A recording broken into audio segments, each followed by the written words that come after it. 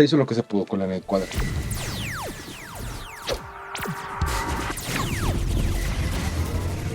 Este va con spoilers. No digan que no les avisé. Igual no hay mucho que spoilerear. Hola amigazos, hoy estuvo medio improvisado, pero no le hace.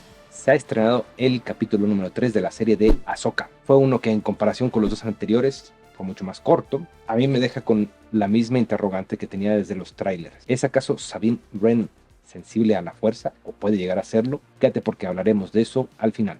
Mientras platicamos, vamos a regresar a la Ahsoka Tano de 6 pulgadas, a su cajita como nos lo pidió la Perla. La verdad es que a mí este capítulo me confirma lo que ya me había dejado este primer bloque que vimos en el capítulo 1 y 2. Ahsoka tiene un bloqueo de sus emociones. No que no las experimente, pero se las guarda para sí misma. Es algo muy Anakin. No que Anakin no sucumbiera a sus emociones de cuando en cuando. Después de que Ahsoka lo abandona en la temporada 5, es cuando se convierte en un Anakin mucho más estoico, mucho más calculador. Algo que la propia Ahsoka terminaría emulando. Y así la vamos a regresar a su cajita. Creo que una cosa que es evidente es que Ahsoka todavía tiene culpa por lo que le pasó a Anakin. Aunque no demuestra que sea algo que constantemente le lastima, creo que sigue ahí, sobre todo en la manera en la que mira a Sabine. Pero estoy seguro de que esta contención en algún momento va a estallar. ¡Basta! ¡Estoy harto de ti, de tu constipación emocional! Este entrenamiento que tienen Ahsoka y Sabine en la nave T6, donde está Huyang, me recordó muchísimo, por supuesto, aquel de la Star Wars original, donde Obi-Wan y Luke entrenan por primera vez, sobre todo con este tema del casquito. Y sí, ya sé, esta remita del maestro Filoni está bastante coquetona. Y no sé ustedes, pero a mí me dio la impresión en un par de momentos que Sabine sí estaba alcanzando a tener ciertos reflejos, cierta premonición, pero sus emociones la traicionan. Situación que ya le había pasado aquella vez en el entrenamiento con Kanan. Según Lego, a todos nos pasa. Me recordó mucho el título de este capítulo, Hora de Volar, a una secuencia de una película llamada Titan After Earth de los estudios 20th Century Fox. Había una secuencia que tenía exactamente el mismo espíritu que el de Sabine y Ahsoka cuando están huyendo de los cazas de Shin-Hati, Marrok y compañía. Y por cierto, en esa pelea hay un personaje que se parece un montón a Sabine. Hay también por ahí un cameíto con el senador Siono, que es el papá de Kazuda Siono, que es el protagonista de la serie Resistance, una serie que no fue muy socorrida por los fans de Star Wars, pero que sinceramente no es tan mala. Sobre todo la segunda temporada tenía ahí algunos conflictos interesantes, serie cuyos personajes no son sensibles a la fuerza en su mayoría y es más bien como una cosa tipo Andor, obviamente guardando proporciones de lejos. Very nice to see you. Acá vemos al senador Siono, donde se nos confirma que pues, él no era parte del idealismo rebelde. Creo que aquí se muestra también la arrogancia de la nueva república, que siente que con haber ganado la guerra fue suficiente para establecer ya un gobierno confiable y un control de todo, y pues es evidente que no es así, que esta negligencia que están teniendo por su exceso de confianza, como ya lo vimos desde el primer capítulo con aquel capitán que deja abordar simple y sencillamente a Baylan Skoll y su aprendiz Shin-Hati, solo por creer que eran escoria imperial, y ya pues nos demuestra por qué la Primera Orden pudo surgir, quizás de manera tan sencilla. Mención especial a la general Hera, que es la única que toma la situación con seriedad. Un tema que a mí me agradó muchísimo de este capítulo es este asunto de que pesa mucho más la disciplina y la constancia que el talento a la hora de abrirse y de poder controlar la fuerza. Es muy didáctico, repercute en nuestro mundo también. Hola Ahsoka, ¿por qué estás mojada? A ver, ven. Aquí está la soquilla. Ya estamos hablando de la serie de tu comadre, de tu tocaya. ¿Cómo es? Está lloviendo y se salió a la lluvia esta pequeña. Parezco villano de James Bond.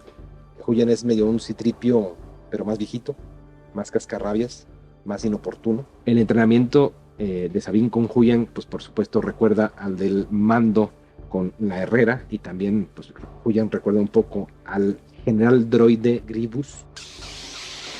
Escuchamos por primera vez en la serie cómo habla Marrok, que recuerda bastante a los caballeros de Ren y por supuesto a Vader, con ese diálogo de As you wish. As you wish. Es muy interesante cómo se está dando una rivalidad muy tensa entre Morgan Elsbeth y Shin-Hati, en ese momento en la que se están ahí tirando porque no pudieron derribar el T6 de Ahsoka. Por cierto, este momento en el que tienen que apagar a Huyang y en el que apagan la nave para que no los encuentren me recordó muchísimo aquel arco del Malevolencia en Clone Wars, donde pasa algo similar. Por supuesto, las ballenitas espaciales o Purrgils inmediatamente nos remiten a Ezra y aquel final de Rebels, y tenemos por ahí también la aparición en live action de Jacen Syndulla. Curiosamente, en los Legos, que me muero por comprar, viene una figurita, una mini figurita de Jacen Syndulla, pero no traía el cabello verde, y se había especulado de si lo íbamos a ver con el cabello verde como en su contraparte de Rebels o no, y sí, confirmado que tiene el cabello verde. Por cierto, una cosa que mi esposa me preguntó es si acaso Hera quiere que Sabine sea quien entrene a Jacen, lo cual sería muy interesante, dado que probablemente la propia Ahsoka ya rechazó a Jacen, que seguramente, siendo hijo de Kanan, tendrá ciertas aptitudes para la fuerza. Está bien padre este tema que se está desarrollando con la serie de Ahsoka. Siento que episodio 8 también lo quiso desarrollar, pero no tan bien, que es el de que cualquiera puede, con la disciplina necesaria, conectarse a la fuerza. Ya nos han explicado tanto Obi-Wan Kenobi como Yoda en las películas que la fuerza reside en todos los organismos. Kanan también lo dijo. Y otra mención honorífica para la general Hera: ella siempre ha creído en Sabine. No hay limitación en ese sentido. Baylan me está pareciendo un personaje muy interesante, sobre todo en cómo está buscando confrontarse con Ahsoka. No parece que quiera matarla a priori. Pienso que va a haber uno de estos momentos clásicos donde va a intentar seducirla y convertirla a su bando. Seguramente Ahsoka no querrá, y de ahí viene la pelea, el encuentro con sables de luz que hemos visto en los trailers. Me sigue intrigando quién es Marrok. A estas alturas yo no creo que el personaje vaya a ser desconocido, porque no tendría caso tapar su rostro en ese sentido. Por cierto, ese momento de Ahsoka recuerda un poco a Rey, pero bastante a Plo Koon, el Jedi favorito de Filoni. Pero bueno, perdón, volviendo a Marrok. A menos de que lo vayan a matar, como sucedió con uno de los inquisidores que jamás le llegamos a ver el rostro y sencillamente se murió. Seguramente será una revelación interesante. ¿Ustedes quién creen que sea Marrok? Déjenlo aquí en los comentarios. Algunos dicen que es el octavo hermano. De hecho, el casquito se parece. Otros incluso dicen que es un clon de Ezra. Otros incluso que es el Ezra corrompido. Pero yo tengo mi propia versión.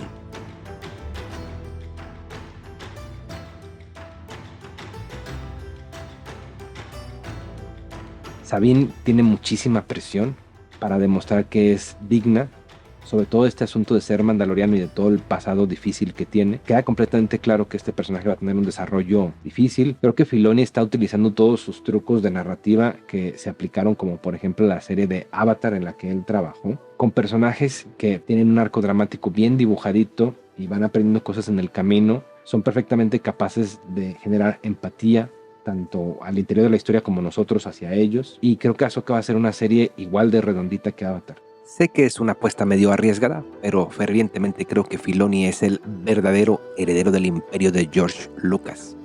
Para pruebas esto. Así como el Mandalorian era un western, yo siento como tal una suerte de mezcla entre los samuráis, el cine de aventuras, en el género de fantasía. Siento que hay una similitud entre cómo Sabine no está logrando despertar ese poder para utilizar la fuerza y cómo le pasaba a Zelda en Breath of the Wild. Pienso que el momento en el que despierte el poder en Sabine será cuando Ahsoka más lo necesite.